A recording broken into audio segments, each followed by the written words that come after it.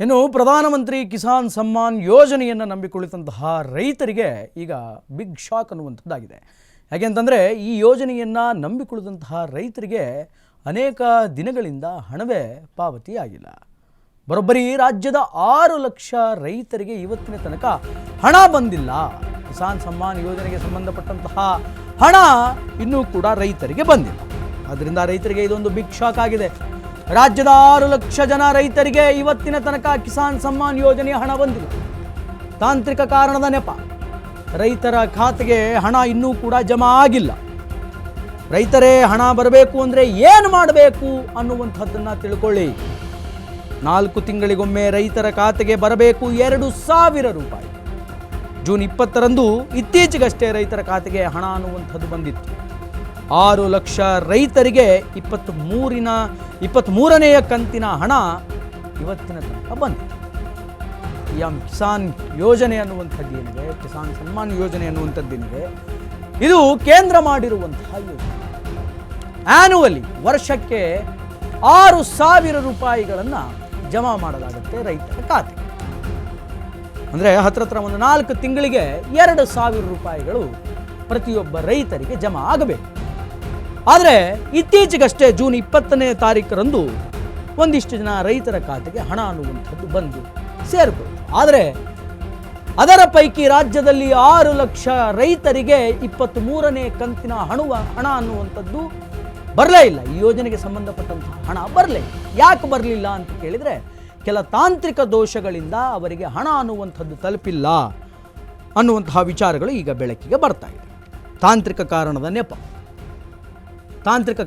ನೆಪ ಏನಾ ತಾಂತ್ರಿಕ ಕಾರಣಗಳ ನೆಪ ಅಂತಂದರೆ, ಲಕ್ಷಾಂತರ ಜನ ರೈತರು ಏನಿದಾರಲ್ಲ, ಲಕ್ಷಾಂತರ ಜನ ರೈತರು ಸರಿಯಾದಂತಹ ಎವಿಡೆನ್ಸಸ್ಗಳನ್ನು, ಡಾಕ್ಯುಮೆಂಟ್ಗಳನ್ನು ಕೊಟ್ಟಿರೋದಿಲ್ಲ.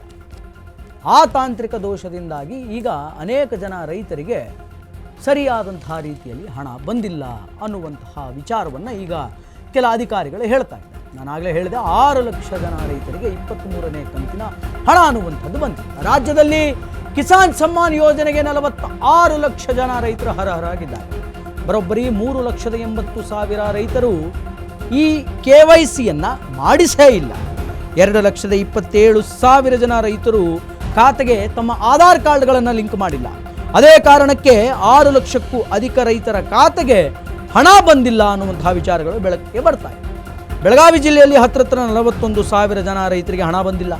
ತುಮಕೂರು ಜಿಲ್ಲೆಯಲ್ಲಿ 41,000 ರೈತರು ಈ ಯೋಜನೆಯ ಹಣ ಪಾವತಿಯನ್ನು ಮಾಡಿಕೊಳ್ಳಲು ವಂಚಿತರಾಗಿದ್ದಾರೆ.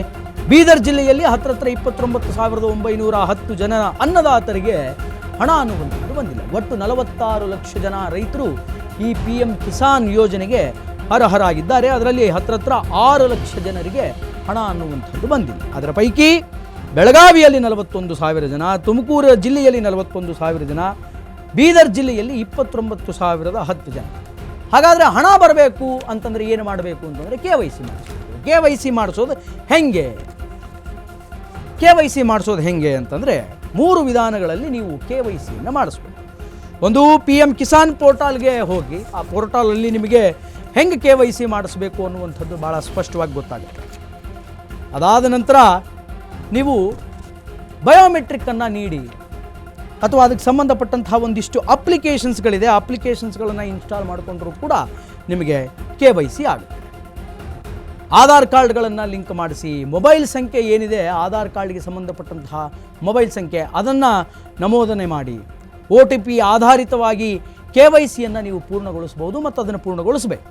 ಇಲ್ಲವೇ ನಾಗರಿಕ ಸೇವಾ ಕೇಂದ್ರಗಳಂತಿದೆ, ಆ ಸೇವಾ ಕೇಂದ್ರಗಳಿಗೆ ಹೋಗಿ. ಅದು ಆಗಲಿಲ್ವಾ, ರಾಜ್ಯದ ಸೇವಾ ಕೇಂದ್ರಗಳಿಗೆ ಹೋಗಿ.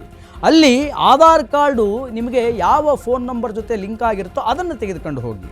ಅಲ್ಲಿ ನಿಮಗೊಂದು ಬಯೋಮೆಟ್ರಿಕ್ಕನ್ನು ನೀಡಿ KYCಯನ್ನು ಮಾಡಿಸ್ಕೊಡ್ತಾರೆ. ಆ KYCಯನ್ನು ಮಾಡಿ ಸಂಬಂಧಪಟ್ಟಂತಹ ಬ್ಯಾಂಕ್ ಖಾತೆಗಳ ಅಕೌಂಟ್ ವಿವರಗಳನ್ನು ನೀಡಿದರೆ ನಿಮಗೆ ಬರಬೇಕಾದಂತಹ 2,000 ರೂಪಾಯಿ, 4 ತಿಂಗಳಿಗೊಮ್ಮೆ ಬರಬೇಕಾದಂತಹ 2,000 ರೂಪಾಯಿ ಹಣ ಸರಿಯಾದ ಸಮಯಕ್ಕೆ ಬರುತ್ತೆ. ಇಲ್ಲವೇ PM ಕಿಸಾನ್ ಆ್ಯಪ್ ಅನ್ನುವಂತಹ ಒಂದು ಆ್ಯಪ್ ಇದೆ. ಅದರಲ್ಲಿ ಫೇಸ್ ರೆಕಗ್ನೈಸೇಷನ್ನ ಮಾಡಿಕೊಂಡು ಅಲ್ಲಿ ನೀವು KYCಯನ್ನು ಮಾಡಿಕೊಳ್ಬೋದು. ನಿಮ್ಮ ಕೈಯಲ್ಲಿ ಫೋನ್ ಇದೆಯಲ್ಲ, ಆ ಫೋನನ್ನು ಯೂಸ್ ಮಾಡ್ಕೊಳ್ಳಿ. 24 ಗಂಟೆಯ ಬಳಿಕ ಈ KYCಯ ಅಪ್ಡೇಟ್ ಅನ್ನುವಂಥದ್ದು ನಿಮ್ಮ ವೆಬ್ಸೈಟ್ನಲ್ಲಿ, ಅದಕ್ಕೆ ಸಂಬಂಧಪಟ್ಟಂಥ ವೆಬ್ಸೈಟ್ನಲ್ಲಿ ಸಿಗುತ್ತೆ. ಹಿಂಗೆ ನೀವು KYC ಮಾಡಿಕೊಂಡ್ರೆ ಯೋಜನೆಯ ಒಂದು ಏನು ಆಧಾರವನ್ನು ಅದರ ಉಪಯೋಗವನ್ನು ಸಂಪೂರ್ಣವಾಗಿ ಪಡೆದುಕೊಳ್ಳಬಹುದು.